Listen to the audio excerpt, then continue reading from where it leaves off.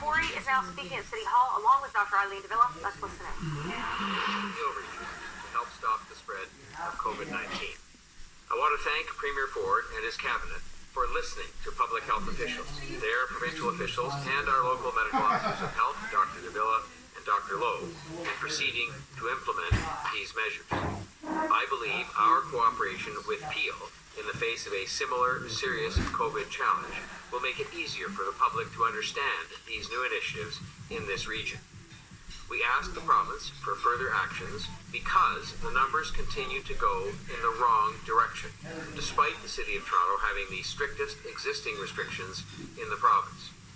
As a city, we put extra measures in place some time ago to fight the virus because we thought it was the right thing to do. Not the easy thing to do, but the right thing to do.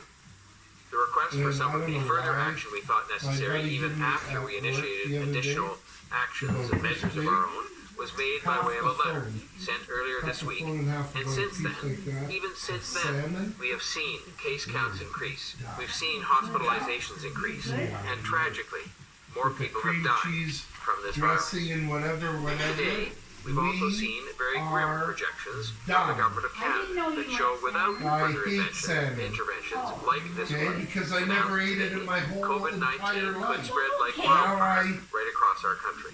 We're done. We have to stop this virus now to save lives, protect our most vulnerable, and ultimately even if to from the protect can, our the economy. salmon patties and That's why I support the provincial measures announced today by Premier Ford.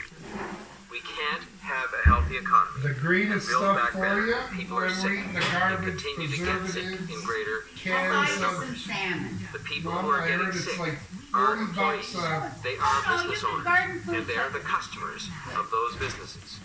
We simply cannot have a healthy economy without healthy people.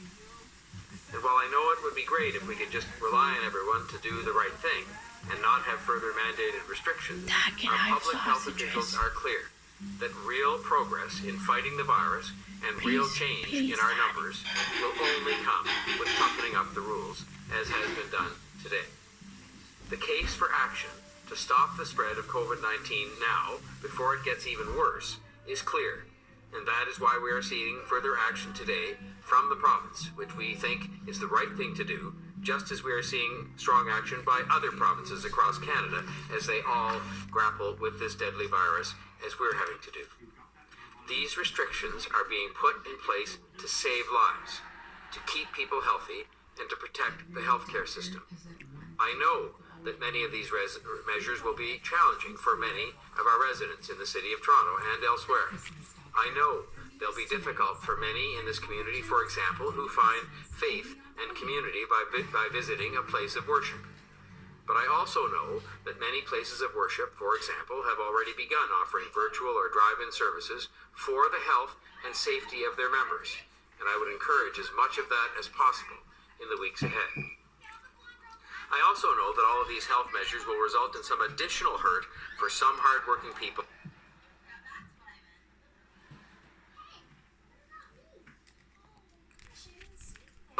For this additional support to help businesses who are struggling.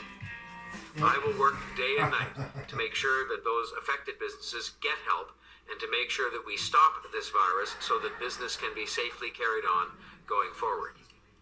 The alternative to the actions being undertaken today, in my view, would include a broader and much longer period of restriction, which would cause much